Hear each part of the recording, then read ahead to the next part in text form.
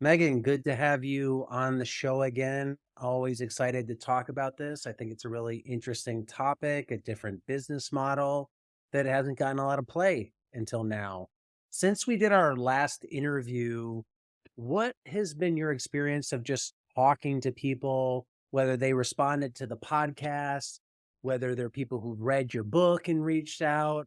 How are you finding the market garden community is receiving this concept of pick your own? Thanks for having me back. I did hear from a ton of people that found me through the podcast. So I really appreciate that. And I've been hearing from people who found the book in a bunch of other ways. A lot of people have reached out to say this really sounds like what I'm looking for. And there are actually a couple of farms who got the book very early on and have been trying it this summer. So it's been really thrilling and exciting to be hand holding behind the scenes and watching some of these little baby pick your owns start their seasons.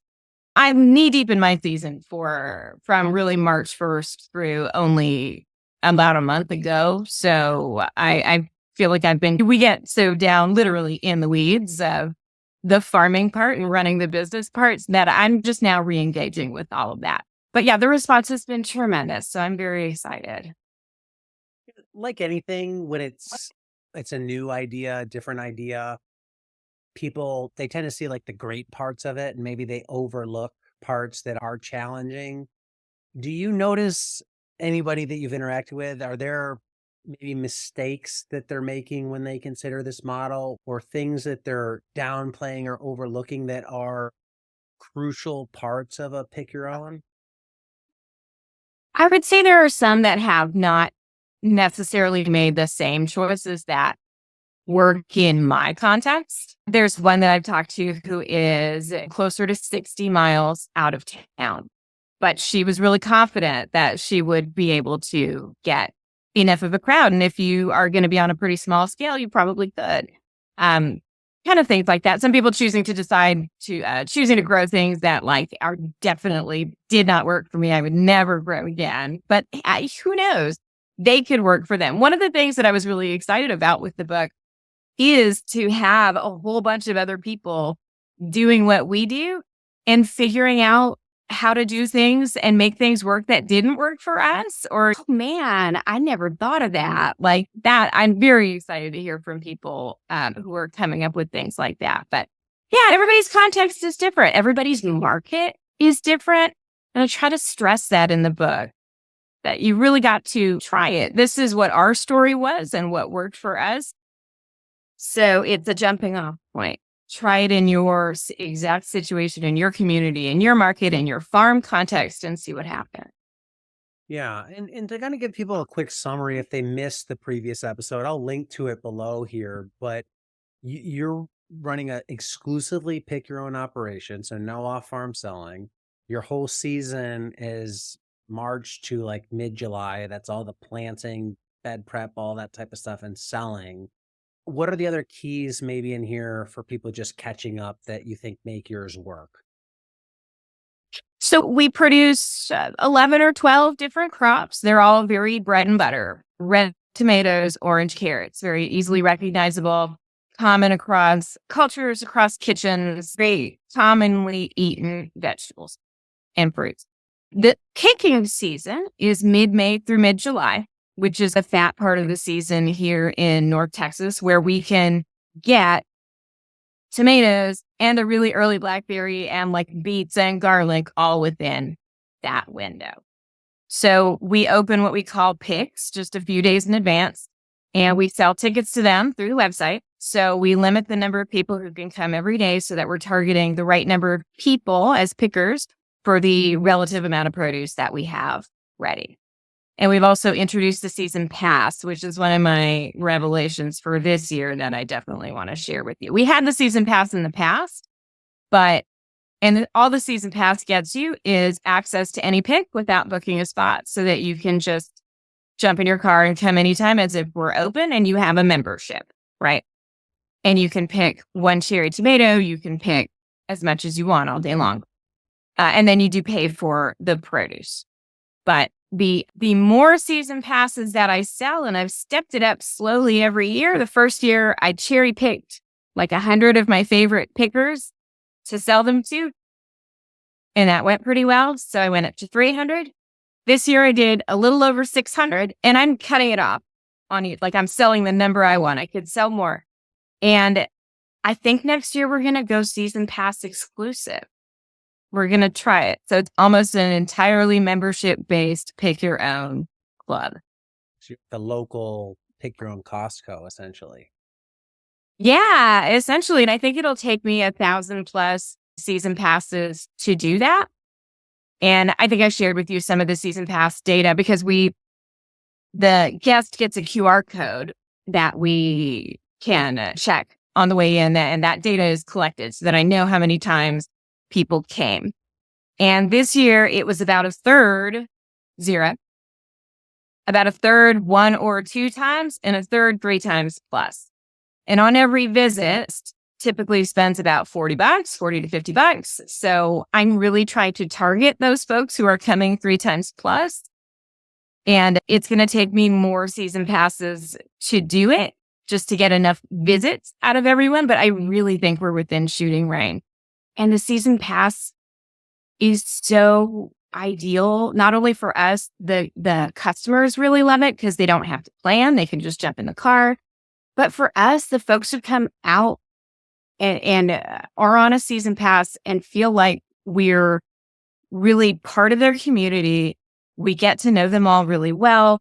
They understand seasons. They understand how the farm works. They understand there's not going to be a full blackberry crop on every day they come, because they typically come multiple times. So they get a real much deeper understanding of what the farm is and how it works. And it's just, they have really become really close to us. If somebody buys a season pass and never shows up, do you want to sell season passes at the end of the day? Is that lucrative enough where it's like, hey, nobody redeems them, you made money off the season passes? I drop everyone from the pre-sale list that did not redeem their pass the year before, because I have people banging on the door for a season pass who say, I'll come every week, I'll come every day. And if I'm sold out of passes, I can't risk it, because I just really wanted to be careful that I wasn't ever overselling them. So anybody who didn't use it, like, that's breakage. I get it. This year it was like $9,000. I didn't have to hand anything over to get. But I would rather sell that $9,000 to somebody who is going to come 3+ times over the season and spend another $200 with me. You know what I mean? Because what's a season pass? What was it this year for you? 2 sizes and 2 levels of access, which was another thing. This is the first year I did 2 levels of access. So I did an anytime pass. Typically we're open Tuesday, Thursday, Saturday, Sunday. That's like my regulars, but I keep my options open every week. If there's no weather and the produce is flowing, Tuesday, Thursday, Friday, Saturday, Sunday. But Saturday is my bottleneck. All of my pickers want to come Saturday morning, 8 a.m. first pick, right? Most of them work.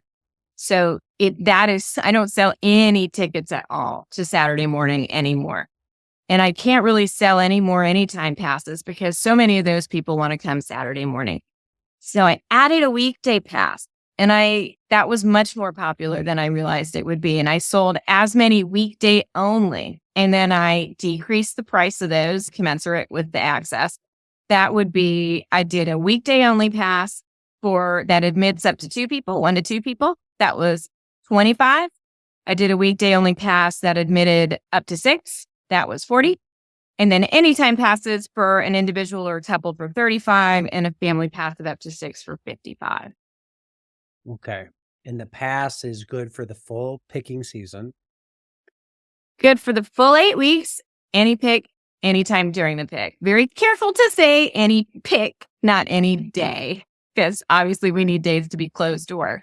I don't remember this cost, or maybe it was even updated this year. What's a la carte if you just wanted to buy a pre-sale ticket?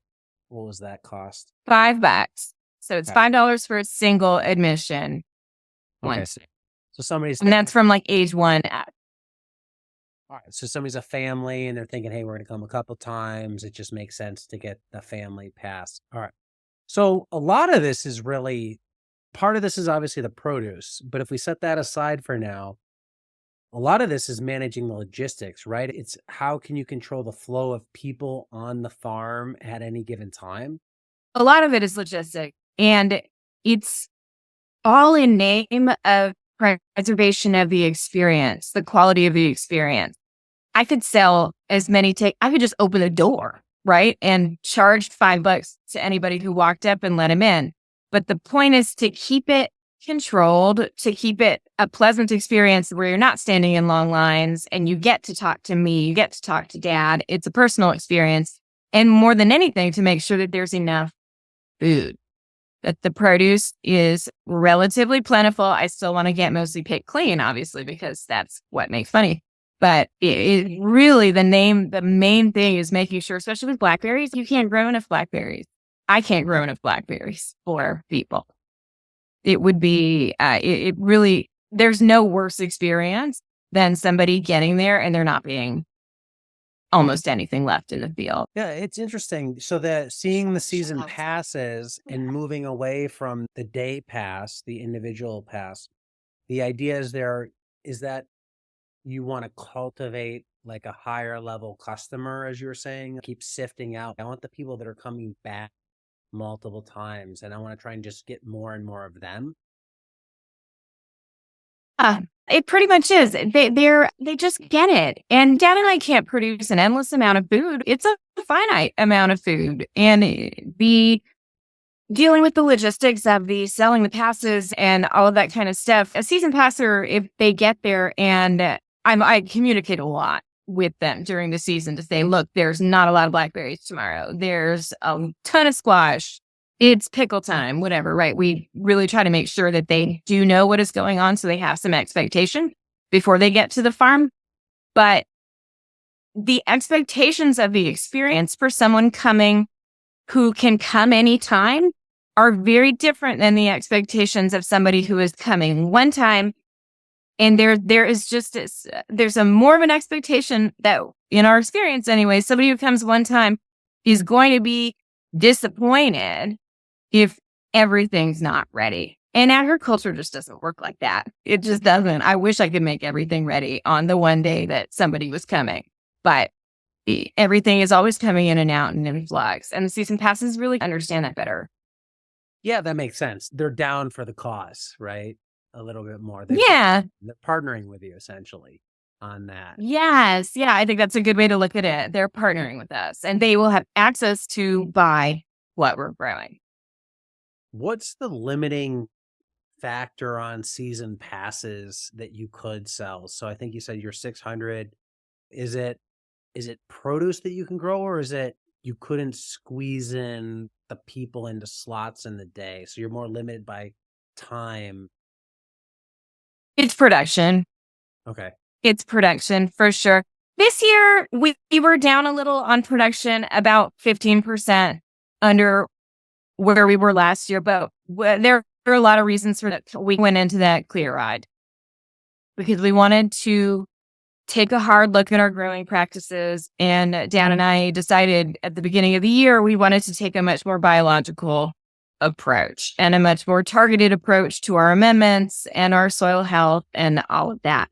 And so in doing that, you have to take a step back in your amendments, because in order to see what's really there and what your plants are getting from your soil and what the true health of your little ecosystem is, you can't throw a bunch of food at it. So we bought a package of SAP tests and we talked to a bunch of great consultants who've been helping us through the process. But you're going to have a transition year. And so we were expecting that. We did end up down a bit on production. We also had some really terrible, it's so like typical of a farmer to complain about the weather. But there was a 2-week stretch at the end of May where it rained, a critical part of the growing season for us here. Any nutrition that was in the rows was just flushed down the toilet.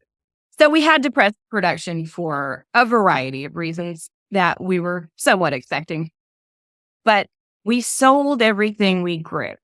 And so that as long as I'm selling everything I grow, I'm making as much as I can. I need to grow more. And we got a lot of really interesting data, and we're already working on our biology for next year. So I have really high hopes for next year. You ever get panicked of, oh my God, we're not producing enough because you've sold these passes and you want to continue to sell? Oh, this year you had the day passes where you're like, what? It's in out there? That's why I've been so careful on how many I've sold. So I've sold just very delicately. I doubled it. I'm up to 600 and something. And then I'm selling day passes on top of that when I can. So this season, I would still sell tickets to Sunday. I would still sell weekday tickets because I didn't really know how many weekday passes were coming. And I didn't think that they would pick it clean. And they didn't. But I can tell now how many it will take to do it. Yes, I'm always worried there's not enough. But I depress the people coming in so that there is enough. This year, with that depressed production, towards the end of the season, there were 2 Sundays that I didn't open. So I didn't open spots for tickets. So I just had to communicate to season passers, this is the deal. There's just, we do not have the production to support picking 2 days in a row. And they understand. So you've had to get really good at either visually or looking at data saying, all right, I know if I have a day tomorrow, how many people would come in on a Sunday if you opened it up? Let me ask that first. 200, 240, somewhere in there. Like, all right, if I'm going to have 240 people come, I want to see about this much stuff out there. About $4,000. Yeah. Yeah. Okay. Across 10 or 12 crops. And you probably know, okay, if 200 people come through, they're going to pick this many feet of blackberry and this many tomatoes and that type of thing. Which I could see that being a real, that could be the learning curve, right? That's year one of your own person of balancing pickers with production. My advice is always be conservative. And if you have other ways to move stuff, use them at first. If you've got a chef who used to sell cherry tomatoes, to skin off those 20 pounds and sell them, right? You got to make it work. It was squash with a gal that I'm working with down in outside of Austin. She was like, we're drowning in squash. I was like, yeah, I've been in that position more than once. To find something to do with it is ideal. We had an issue this year because we were able to open early. I don't remember if I told you about the blackberries, but we designed and rolled out and installed this frost sprinkler system in the blackberries because our Primaric Freedom is predominantly what we grow, and they flower just a little early. So Dad designed a whole system to sprinkle, right? It's a couple of acres, and you've just got a wobbler on every other row, and they get about 30 feet, and we're just running all the lines. We had to get a bigger pump. It was a week of just strapping these things up, but it worked. We went out and cranked it up a few times at 2 a.m. and 31 degrees, but it worked. The berries did not freeze this year. So we had earlier berries than we usually do. And it has always been my and Dad's philosophy not to get precious with holding stuff back.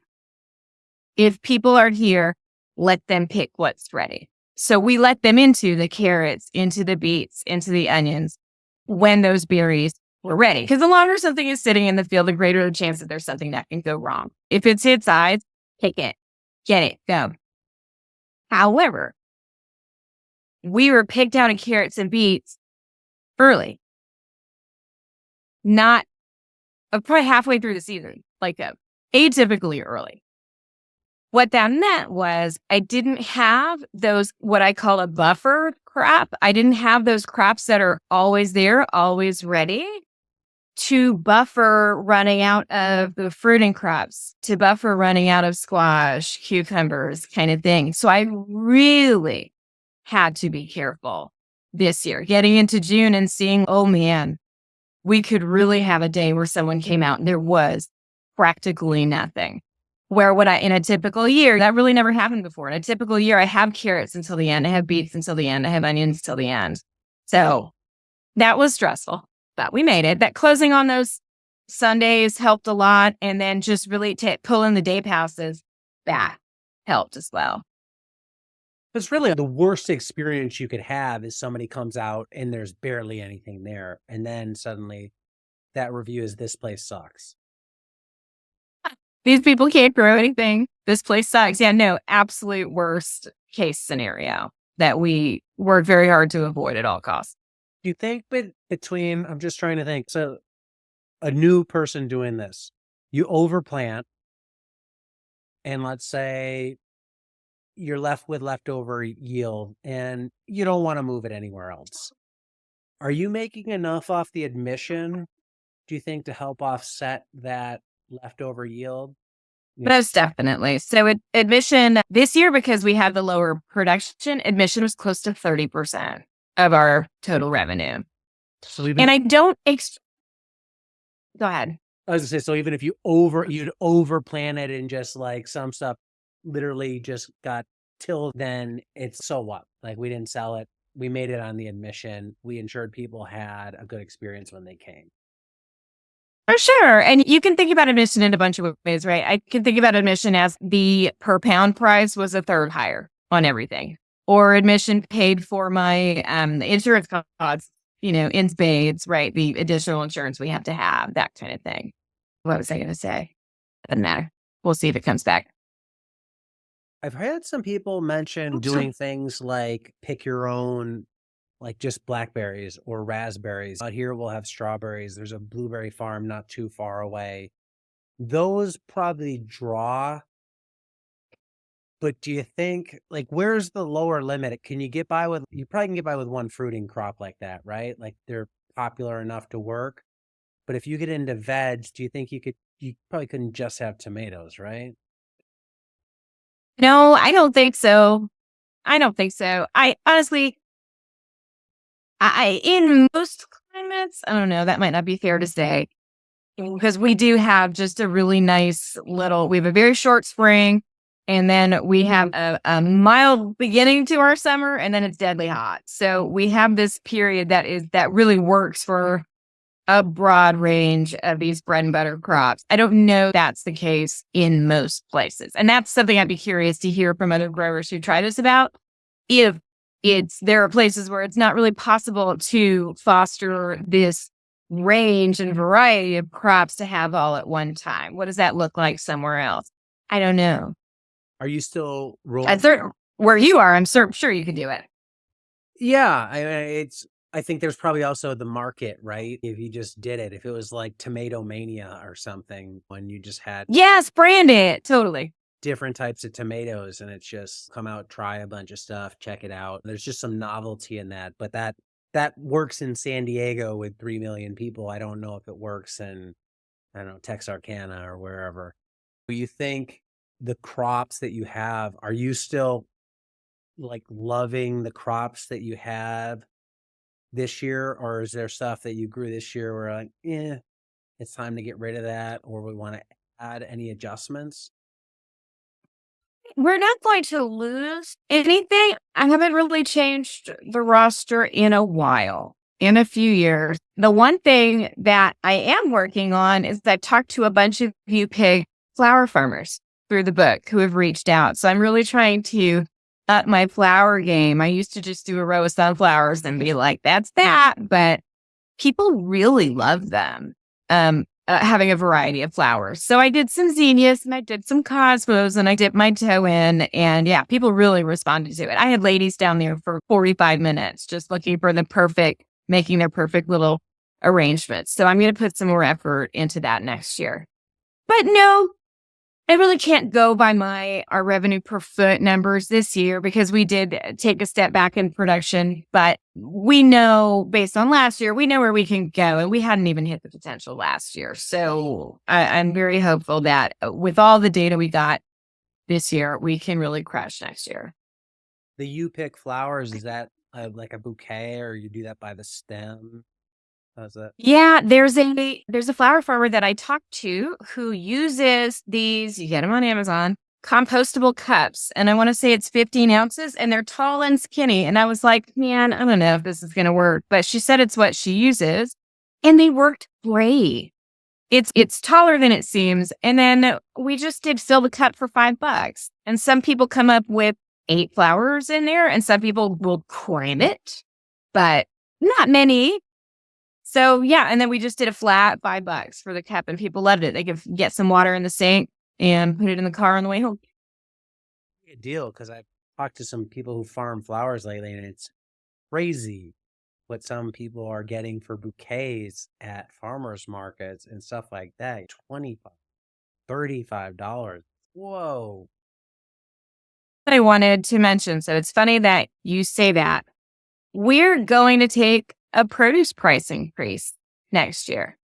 And we haven't done that besides like peppers, besides little adjustments. We haven't done that since we started. And it was within the first like 2 weeks of this year. Dad and I just looked at each other. We're like, we got to increase the price.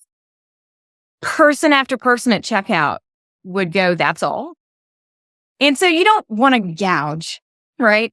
And that's not the point. But our costs have gone up and the market has moved. Like the value of this stuff that we're growing has gone up. So we're going to take a modest increase on all the produce prices next year. I won't move the emission prices, but yeah, it was stark this year, how much produce prices have changed. With the checkout, I don't know if we touched on that in the last episode. So somebody gets their basket, they bring it up to checkout. You have 8 items available, right? People are picking. Each item's priced individually, or is it like a total weight basis? Like how's that all work? The individual. So that way we are really keeping clear production data. On it. It is tomatoes and stuff. Is that's all by the pound or certain crops? Yeah, it's all by the pound. That's all by the pound. The only thing we do each is garlic, and then the flour cups are the only things that are really each. Yeah, everything else is by the pound. So it can be a bear when you have a family of 5 who has each taken their own basket, and mom said, you can each pick 3 of everything. So you have to fish 3 cherry tomatoes out of each of 5 baskets and weigh them and all of that. But the best thing for that is adding cashiers. We will run usually with 3 cashiers, 2 when we can get away with it. But having 3 cashiers just keeps the line moving. We started giving away free water last year, and water's cheap. Go get a bunch of bottles of water, and we keep them cold because it's hot. So people are standing in line waiting to check out. We're throwing waters down the line, and they appreciate that. So it's just priceless to know that 84 pounds of cherry tomatoes were picked today, right? And at the end of the season, that kind of stuff. I know people who do the throw it in the bucket thing, but we're just too nerdy for that. Probably also just helps on your planning. This number of people, this number of cherry tomatoes, they start to build ratios out. The average person who comes, you probably have a pretty good idea of, right? This is what they're going to leave with. It's funny you say that. I was thinking about breaking that out into an average actual pick in terms of quantity, because I know what it is in overall dollar amount. But if you broke that out, I'm sure that I could do it just in the number of produce and the number of the individual produce and the number of transactions. That would be interesting to see what an actual average pick is actually comprised of. And then if you have your production data, you can work backwards from that into what do you want to make? How much do you have to plant to get there? Yeah, it's just occurring to me. If you're just selling memberships next year, you're really a free choice, but pick your own CSA kind of. That's essentially what that is. Right. You get what you want and you're going to pick it. We're not even going to pick it for you. You pay to get in and get access and all that, which is, just takes that labor out of it, which is just huge. It's so much of the cost. And you build the experience for people, which is what they can't get. And I think we're starved for that in today's world. Very much. Absolutely starved. Have you noticed that the sentiment around what you're doing has grown every year? Are the loyalists more bought in? Are people becoming more of a thing in the area, like an institution? It's funny because now we have people who will come and we try to learn as many names as we can, but we have pickers who've been coming since the first year. And it was just a lady and a husband or a boyfriend, right? And the next year it's a husband, and then she's pregnant, and then there's a kid, and now there's 3 kids, right? Or whatever. It's just amazing to see. And the kids are hugging our legs, and they want to pick a ton of this because they're going to do jam this year and they're going to do whatever. And it's really this incredible community that Dad and it took us by surprise. We just never really expected that. And I don't know if you can get that on day passes. And we do want to continue to not grow in terms of more space and more plants and more people necessarily, but we want to be accessible, right? So we're considering doing, okay, maybe we do Sundays we still sell tickets for, and that's the one day anyone can come and you can sell tickets. Because I don't want to become boxed in and closed off. I want to still allow people to discover us and get to know us. But at the end of the day, this is my business and it's got to be profitable. It's got to make money. And I think that this whole season pass thing is going to be the way to do it. And we may be sitting here next August with me eating my words, but I think we're going to try it. Yeah, that is a good point. Yeah. There's attrition in any membership program, the gyms, CSAs, subscriptions, the software. It's just how do you get the new blood in? So if you're only subscription, if I don't have a subscription or a membership, I'm not in, where the day passes do bring in like the fresh people, like, whoa, I love that. I want to make sure I get in. Yeah. Wait list, that type of thing. Are you still feeling comfortable with how the farm lifestyle overlap? Just hearing this, it's like my brain just goes wild with, whoa, there's so many things you could just stick on to this thing to do other stuff. And I can imagine the temptation to do that. But I know last time you were like, hey, this is what we do. We love it. We're comfortable. It works. No, thank you. And are you still feel that way? Absolutely no temptation at all to add on. You have to, I think that if you lived it for a season, you would understand because it is all encompassing while it's going on. If you were living it, you'd be like, oh my God, I couldn't imagine having to restock a farm store or run things to a chef or pick something or whatever with everything I have to do today. And I've got to set up spots and I've got to return this email and I've got to spray and we earn the off season by being that strapped during the regular season. So going ahead beyond next year of switching to a membership heavy model or membership soul model, however that shakes out, is there any other changes that you're implementing? I mean, you're continuing probably with the biological soil program, but business wise, things you need to tinker with just because you're like, hey, it's not perfect or we want to try this? Really trying to get into next season without a big project.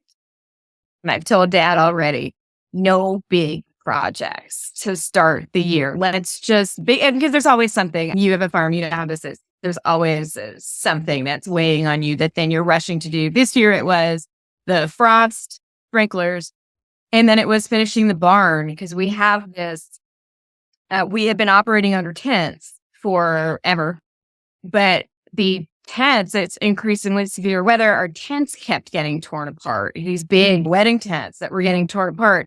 And we were having to cancel picks and it was a mess and it just sucked at the end of last year. So we said, let's build an extension on the barn that is permanent shelter.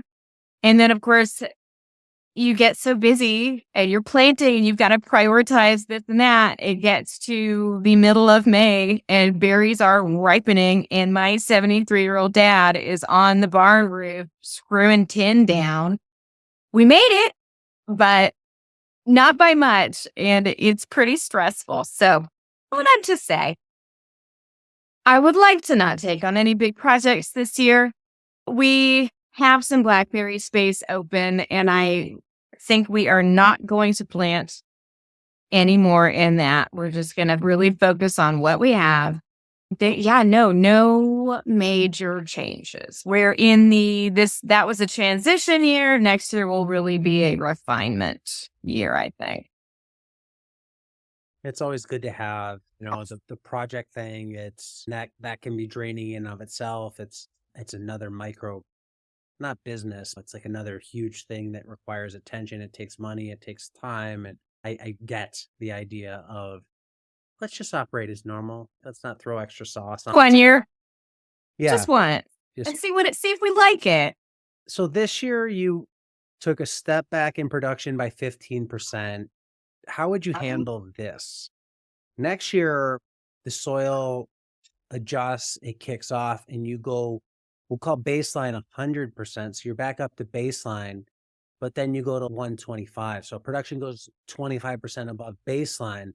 How do you plan for that if you're selling memberships? Like if production's better than expected on the fly, how do you adjust? And I guess conversely, is there like an, oh shoot, like hailstorms and all this other stuff hit and we sold memberships and now we're on the flip side where we're going to be way under. So I guess the core of the question is dynamically managing around memberships, because day passes are one thing, right? Like I can open a day pass or not, but if you sell a membership in March, if it hits the fan in May, like I've sold all these things. So how do you deal with either the up or down?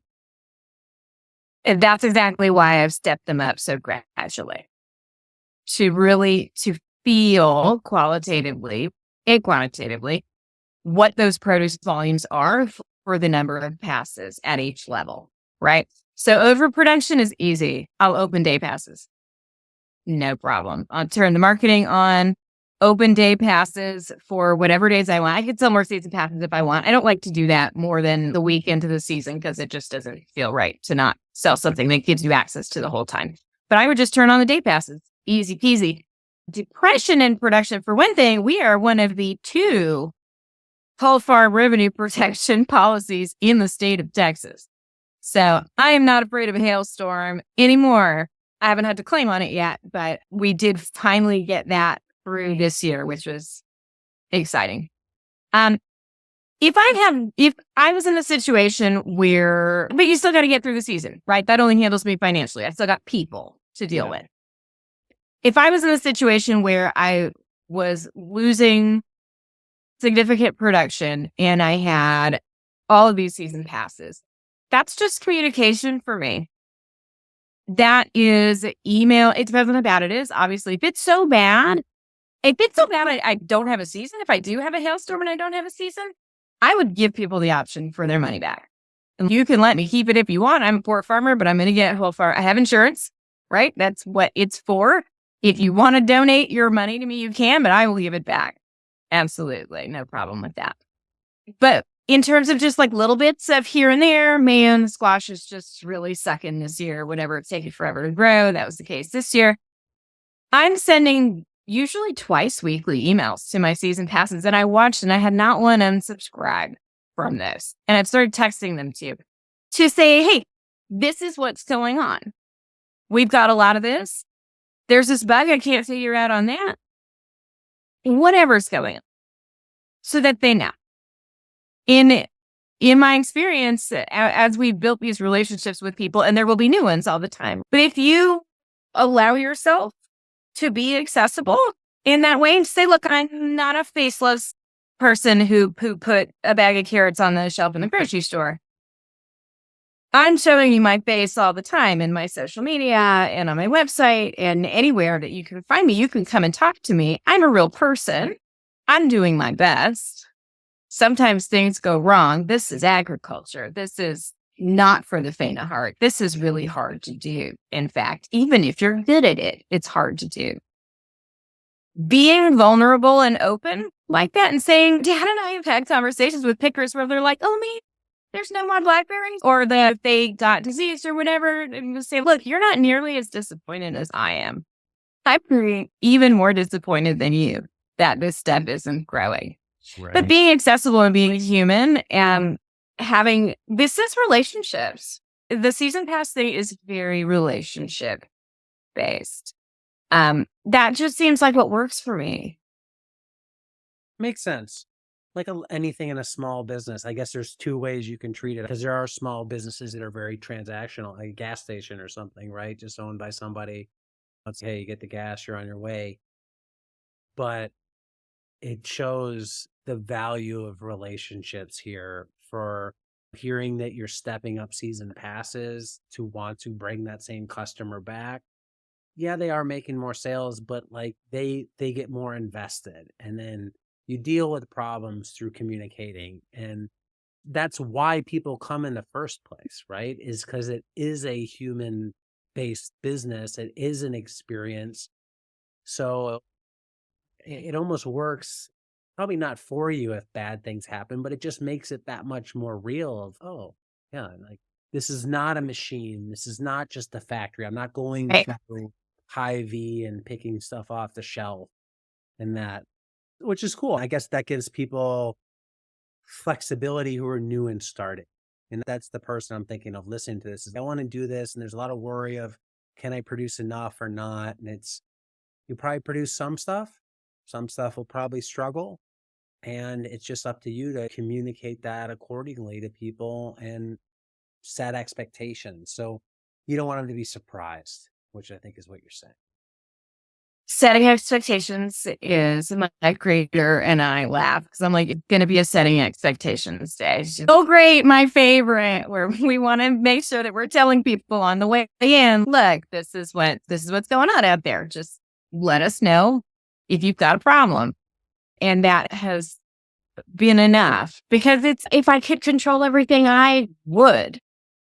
Right. And they know that me and dad are out there every day working our asses off. We're not scrimping. We're not like going, taking early days and martini lunches and whatever. We're out there sweating every single day. They know we are. So it just gives you that friendship, right? That like actual love, I would say. And food is an extra special thing, right? Because we're feeding people, right? And if you're a food person, maybe I'm just a lot of a food person, but food is love, right? Feeding someone is showing your love to them. People are bringing their families, their most special things, right? Their little children out to be with us, to hug our legs and to run around essentially in our outdoor space. And they trust us to feed them high quality food. It's just, I think food adds a layer to that, to like just a deeply human thing that bonds people. Yeah, it's amazing that you've been able to leverage that to a short production season, something that makes your wage from March through July. So we're recording this in August 8th. When was the last pick? What we did this year with production really dropped off after 4th of July. So I actually did a season pass only week after that. So our last pick was, I think, the 11th. Which is typical if there was just less stuff, right? All right. So can you walk me through for people, what does the rest of the year look like from July 11th on? Is it when that's end? Is there a rush to get out there and clean up the fields, or is it like, Yes. we need a honeymoon here, a little bit of a break? The longer you wait, the longer you are not getting your summer pepper in. So, yes. And it's really sucks in the middle of July. We switched to Bio 360, which is awesome. So we are no longer pulling plastic, which is win, right? So there's very little of that, but we do have to pull the drip out, put tomato cages out, that kind of stuff. It takes a week or 10 days, I would say. We have to pull all the landscape. This is the first task. We lay landscape fabric between all the rows, so it's nice to walk on during the season. And we pin it about every 15 feet for 12,000 feet. So we have to pull all those pins, fold the fabric out, get all that up out of the fields. But yeah, it takes a week or 10 days, and me and dad just trying to do it at a reasonable pace where we don't die. Then get the rows broken down and get a summer cover crop in. And then wait for it to rain. So now we're about to get seeds down. We went out of town and I took a vacation, did some stuff, went to a conference. But now we're going to get cover crop seeds down and put sprinklers on them because it may never rain again, and try to get that going. And once that is going, we will switch gears to blackberry perennial work. That's pruning out old canes, tying, tipping, just that stuff. We have almost 3,000 plants now for some reason, so we have to do all of that pruning work. We'll prune peach trees, do that every year. We had a surprisingly good peach crop this year. We don't usually count on them at all, but we were so encouraged by that this year. We were like, okay, what would happen if we actually showed them some attention? So we're going to do that. And then doing other stuff. I might write another book. I'm going to conferences. I'm going to work on an online course. Yeah. Try to launch that, to shoot that for early next summer and get that out. Because it's very visual. People really want to see, what does it look like when you have all these people there. And so I think that an online course will be really helpful. Yeah, that's what we do. And Dad works on projects, right? Dad's rebuilding this and rejiggering that and rebuilding the pump on the sprayer and all that kind of stuff. Is it fair to say then like September, October, November, December, so those 4 months are very minimal farm effort? I'd say we'll be busy in September. I won't prune the berries in the den when it's 110. So we will wait, and I will try to make Dad wait. We'll wait until it's back down in the 80s to do that. That'll take a few weeks. But yeah, then the only crops that go in are garlic in October here, and then onions in January. And then you're off to the races after that. It's beets and carrots in February. Really, then we try to wait for April 1st for all the tender stuff. It's maybe 7 months at high level output, 2 months at medium level output, and whatever, three at very low level output. You could say that. I would almost say 6 at high, 2 at medium, and 4 pretty low. So just if you think a normal farm season, that's a pretty good balance. About half the year is medium or low chill mode. That's nice. Yeah. It fits the lifestyle if you can make it work in the production period. Yeah. You guys have had a lot of success doing, which has been, I don't think anybody's going to show up there and do that. You've had the market, you've built the reputation over doing that. You've delivered on service, you've delivered on the produce. So it's just taken time. I like to ask this to business owners because I know when you're new in a business, it can feel like at any point in time, it's like, does this thing have its own momentum? Could next year not be as good? Are you past the point of worrying about next year? Does it just feel like a stable thing at this point?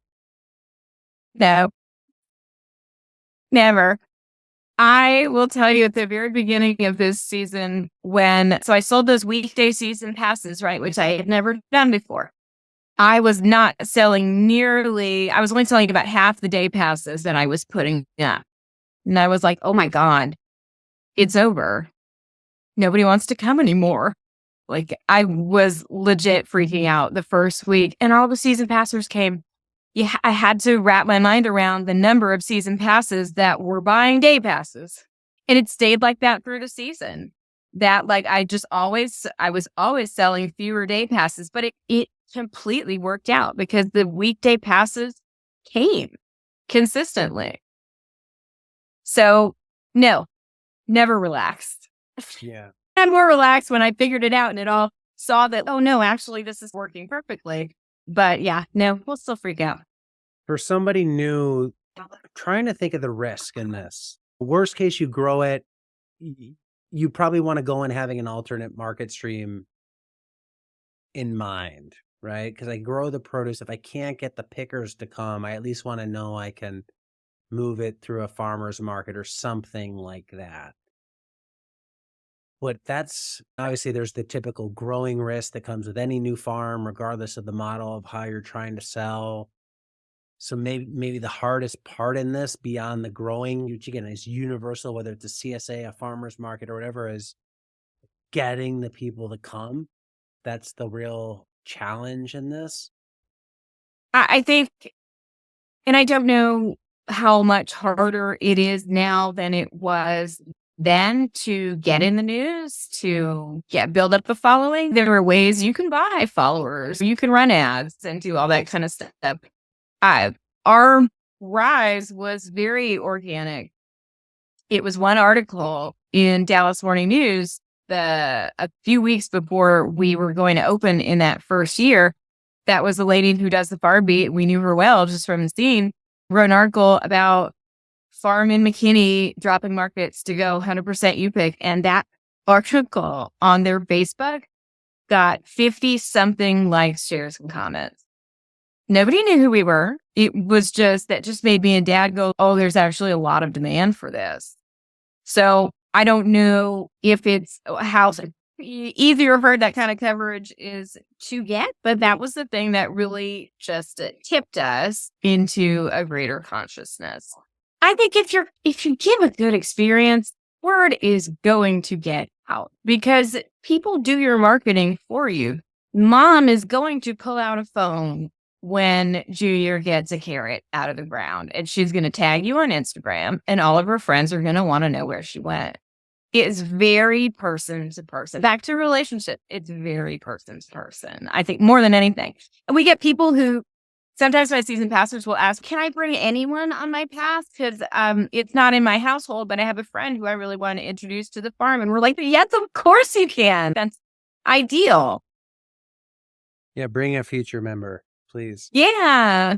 It's funny because we go to this place by the beach and they have a sign up that's no cameras allowed inside and put your phones away. Like they're totally discouraging people taking social media and stuff. And I'm like, I guess it works, but I don't get it in this day and age. So the good experience, if somebody wants to offer a good U-pick experience, I'm hearing this, thinking of the previous interview of the book, you want to provide enough that they can come and be satisfied when they leave. So they don't want to stark offering, or at least communicate what you have before they come so they know. You've set expectations. You probably want to be reasonably accessible. You know, if I do got to drive 60 miles, that better be a really good experience. You just need to be cordial, like the obvious, like any business owner who's dealing face to face with customers probably has to look clean-ish. Is there anything else that you need to really, little things like, hey, we're giving you water. You're not standing in line for hours waiting to pay. Are there any other keys to just make sure people are like, whoa, this is freaking awesome? You missed the top two. Okay, the top. Number one is produce quality. Okay, produce quality. Got it. Absolute number one. It has got to be nice. And it's got to be as nice as you can get it on the plant. I can't cull. I can't sort. It has to be as nice as I can get it on the plant. Okay. And the second one. Pause there. Does it have to? So it has to look good. Do you find that are people forgiving about there's some holes in the, I don't know if you sell Swiss. Oh, yeah. Very forgiving, for sure. Okay. More forgiving than Dad and I are of ourselves. Right. We've got a lot of pride in growing. I don't want split tomatoes. I don't want cracked beets. That's baloney. The kind of things that people will pick that will blow your mind. People come up with zucchinis this big. People come up with cracked beets. They come up with split tomatoes that we don't charge them for that. We'll let them take them. But the higher the quality of the produce, it's the number one thing that people value about coming to see us. From survey I did. Like by looks good, then it means it's abundant and it looks healthy and vibrant, that type of thing.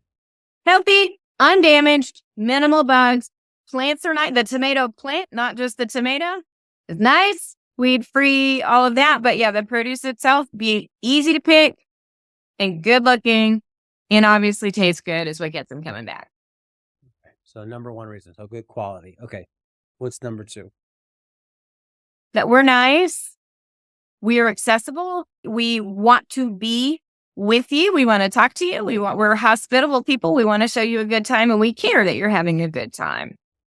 And when I surveyed our customers for what their motivation was for coming out to see us, the number one motivation, this was of 350 people, the number one motivation was to form a personal relationship with a farmer and support local agriculture. Like that, it's back to relationships is the thing that people want so badly. That is free for me to give. Yeah, I guess those are the draws, right? Going back to the whole experience, it's I want to get something to take home because I'm obviously buying something, but I can buy that anywhere. It's yeah, I want to meet the farmer. So you got to be present, be out there conversating. So not the type for the farmer that doesn't want to chat it up and mingle. And even we get tired, right? And not everybody is not a, have to stress, not everybody is like a super local foodie here to become our best friends. We get plenty of people who are just looking for something to do, don't really care about the food, don't really care about the farm, and they're not particularly pleasant. And they buy their $40 and they go on their way. And that's fine. At least we've fed somebody. It's not all about making best friends, but there are just so many, far more people who really do want to be in a community that includes a farm and get to know the people that grow their food. You have to do a lot of educating of customers. Do you get a lot of questions of like, how do I do this? What is this? How do I eat it? We get a lot of, yeah, very much. A lot of, how do I cook this? How do you cook this? Questions all the time. And a lot of, it's actually fun just to listen to the line. We'll have a couple of cashier lines going, and then people are just talking to each other. Strangers. They, oh my, you can make that. You know what I would do with that? And oh my gosh, my mother used to make this, blah, blah, blah. And that's super fun. We have people who have become friends who now come to the farm together. It's just that much of a happy, friendly place.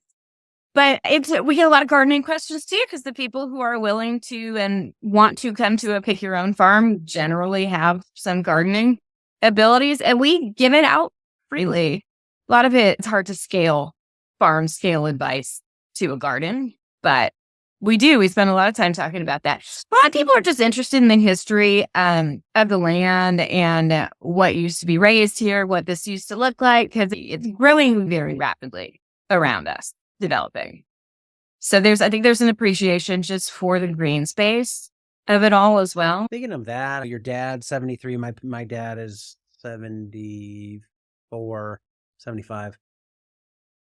How do you think about succession of farms? I've thought about this a lot in the past in areas where development encroaches upon farmland. A farm that used to be way out in the middle of nowhere suddenly is now in the middle of everything. And you work really hard on this, your dad has, and eventually like he'll move on, you'll move on. How do you want the land to end up? If the next person just built houses on it, it's like, hey, that's their thing. Or do you have any thoughts on preserving agricultural legacy or thoughts around that?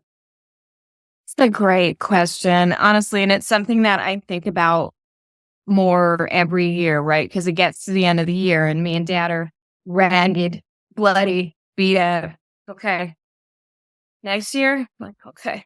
Next year. One more year. We'll committed to one more, right?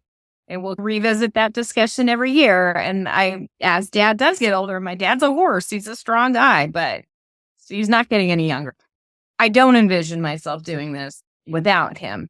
I see where the sharing this model is the way that I want to go with the rest of it, right? And teaching it and helping other people do this now that I know what it is. But I personally don't see myself doing it without him. As far as what the land becomes, it's I would so hate for it to become a bunch of houses, but I can't imagine what else would happen in the location that it is. That's not entirely true. And the city of McKinney does make efforts to preserve open space. About half of the property is in 100-year floodplain, which is great. The blackberries are down there in the bottom. So there is a good amount of the property that really has to always stay. Boy, I would love it if it would stay a farm. I would really love to sell the business as a whole. I can't imagine the land has appreciated like 5 times from when we bought it in 2011. I just really can't imagine of somebody who was going to farm it affording it. Do you know what I mean? Yeah. as much as I would love for it to stay and live on. Yeah, you I see don't know. It's it's so hard. You see that out here in San Diego. I'm in northern San Diego. A lot of ag, increasingly less and less. There's these tomato fields that are not too far from the ocean, and a bunch of that got sold off for $100 million for the land, like a crazy amount. who can turn that down? Yeah, a family like changes generational wealth there. It's sad in a way, and it's hard. At one point, hey, we're all going to go one day, and when we're gone, we did the work we did, and but it's just, I think about all the people doing regenerative ag and trying to improve land to have all that potentially just excavated over one day. And now there's Yeah. 20 houses on a plot of land where there used to be one. And that to me is sad. It's unfortunate. It really bums me out as well. And I hope if I can take my work whenever that time comes in the direction of planting 20, 40, 100 little farms like this in other places where if there's land for there to be, then I will have at least tried to balance that karma. If our land turns into houses one day, Yeah, but we'll you're the see. mother dandelion, and it's, the wind is blowing. Yes, that's nice. I used Johnny Appleseed the other day, but I like that better. If your dad couldn't work on the farm anymore, you said you can't imagine yourself doing it without him, what would you do? I'm always interested in succession too. You have a successful business. Would you, if you had the choice, if it was just you, would you just say, hey, I'll try and sell this as is? Would you hire people to do the day to day and you manage it, the parts you want to manage? How do you think about that? Because this does seem like a business that's short enough. You could get seasonal labor to do the planting, all that. What are your thoughts on just you show up on pick days or something like that and you're not doing a lot of the work per se of the grind? Remember, one of the main reasons that we've ended up in this model at all is because we never wanted employees. We never wanted it to be more than the two of us. And even if it were just me and someone else, you would know this way better than me, having had farm employees, and the difference between the kind of work, the ethic, the drive, the quality of the work, the list goes on, that an owner brings as opposed to a farm worker employee. Not all of them. Obviously, I'm sure there are plenty of great farm workers out there. But in my experience with other farms and farms that I talk to that have a lot of employees, that's just not appealing for me. And I think if there was someone special who I thought who I did click with and I had that sense of ownership, and maybe it would be literal ownership, right? Maybe that's the way you work it so that someone has the kind of commitment. Because the commitment that me and dad have to this thing it's almost bad how committed we are, right? We'll do anything for it.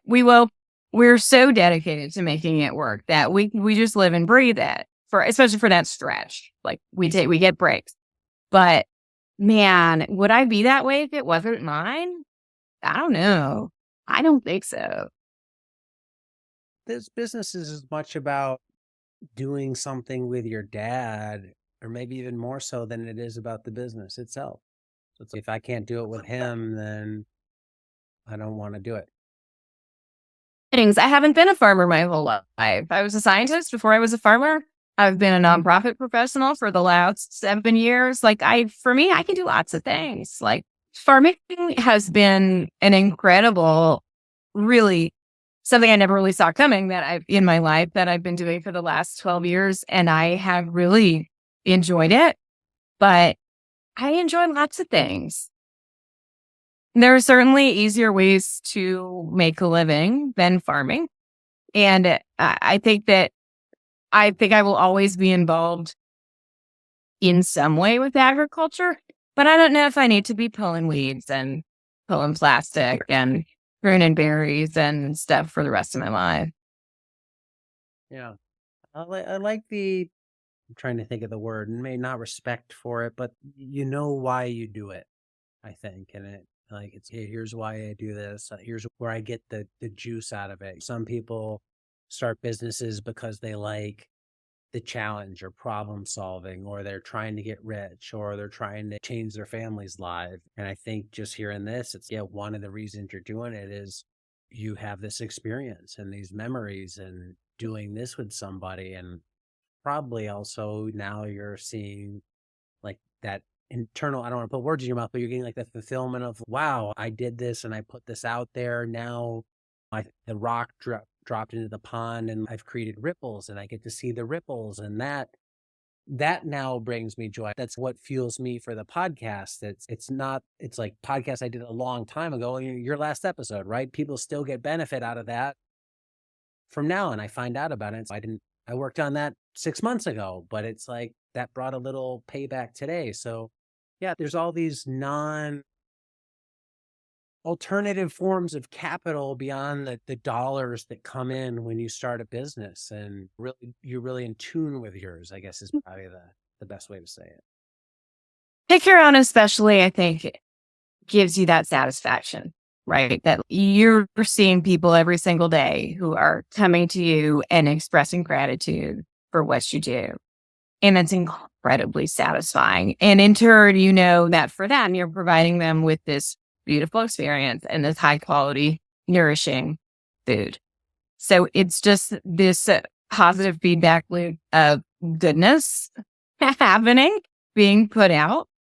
And yeah, it is incredibly satisfying is the word that I use. It's incredibly satisfying in a way that I did not experience in any of my other growing models.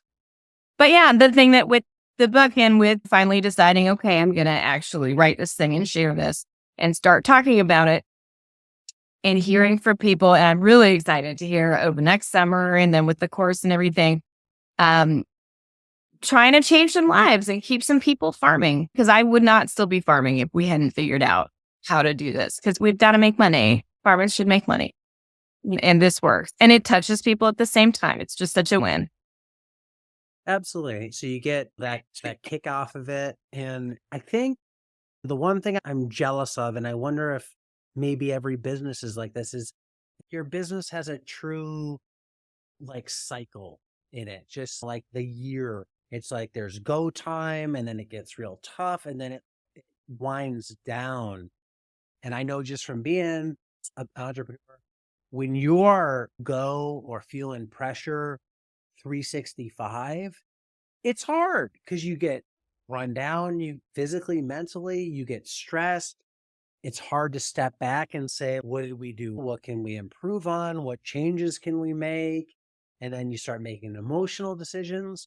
Where this pick your own in a compartmentalized window is amazing because it gives you the income and the livelihood out of it with the built-in downtime that allows you as an entrepreneur to reset, to refresh, to analyze the business, to step back, to make improvements or changes if you want to. And you can do that all outside of the heat. You can do repairs and infrastructure stuff versus your 52-week farm operation. We're harvesting every week, 52 weeks a year. There is no downtime. Right? You take time off, but somebody always wants something. Yeah. The thought of doing this year round makes me hyperventilate. And I just always felt like we couldn't keep our heads above water for farmers markets, just couldn't keep our heads above water. It's always the next thing, the next thing, the next thing. And yeah, the finite compactness of this endeavor has a preseason, a beginning, a middle, and an end. And the end is what makes it doable. Just knowing that it's gonna end, things are gonna burn up, and then we're gonna get to close the gate and go back into the other mode. And then after that comes the break, right? All of that is a huge part of what I think makes it doable for us and makes it satisfying. That's an awesome model. You've been an amazing ambassador for it. I don't want to say leading the way, but because I'm sure there's people who have done it. You can. Yeah, you are. I'm always like, there's probably people that came before that we have to give credit to that we're standing on, but You're leading the way as a mouthpiece in the 2020s here, getting this out here. Your book, Pick Your Own Farming by Megan Neubauer, an amazing resource available on Acres USA, anywhere books can be found. Your farm is Pure Land Farm. People can learn about that. So thanks so much for coming on again and sharing your story. Look forward to hearing more, following the journey, and talking about the online course at some point. Awesome. Thanks so much for having me. It was great.